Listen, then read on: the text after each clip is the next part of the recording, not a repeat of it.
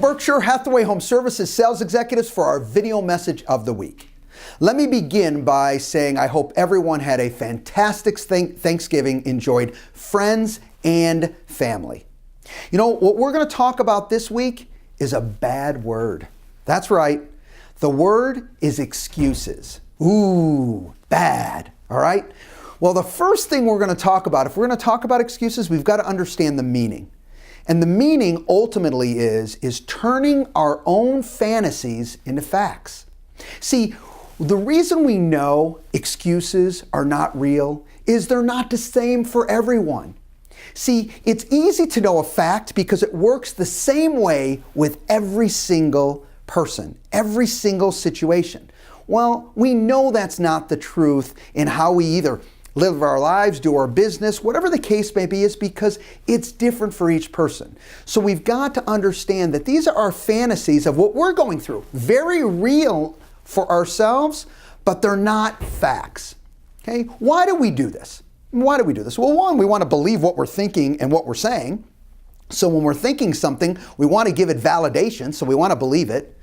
We want to feel we're protecting ourselves. I mean, listen, if someone is saying, hey, you did this or this didn't go because of you or whatever the case may be, whoa, okay, I want to protect myself and I want to come up with an excuse or whatever the statement is to basically bounce that back the other way because I certainly don't want it bouncing towards me.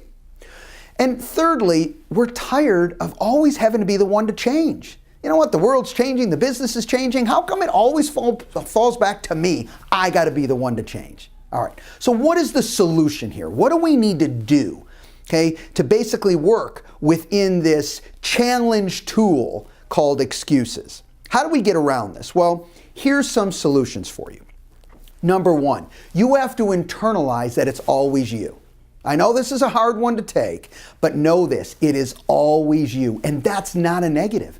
See, once you internalize that it's always you, it gives you the power to know that, okay, the solution is in my control. I need to be the one to make sure that this happens now or never happens again in the future. That's not a bad thing, but you got to start off with that mindset that it's me. It's always myself. Two, you've got to be able to relax those emotions and take a breath. As soon as the emotions kick in, all right, we're not thinking clearly.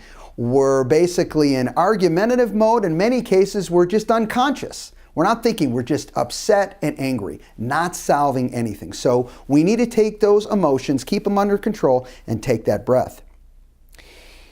Next, very important, we need to refocus on the goal at hand and focus on the outcome that we're trying to accomplish. It's so key. See, we've taken our breath. Now let's get our head back in line. Let's focus on what we're really trying to accomplish here. Once you do that, it gets you to come back in and back on path. And last, but certainly not least, as a solution is, you want to go in search of that solution and then act upon it.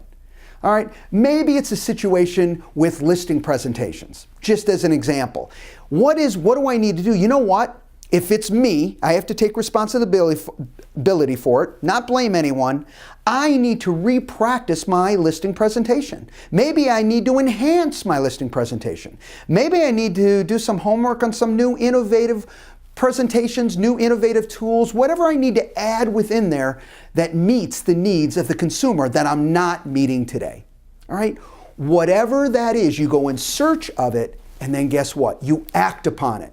And actually go out there and start utilizing. You've made the change, and you've made it based on the outcome that you're trying to accomplish. Listen, we all can fall into the excuse thing every single day. It's all around us. The key is having the solutions of how to get out of that.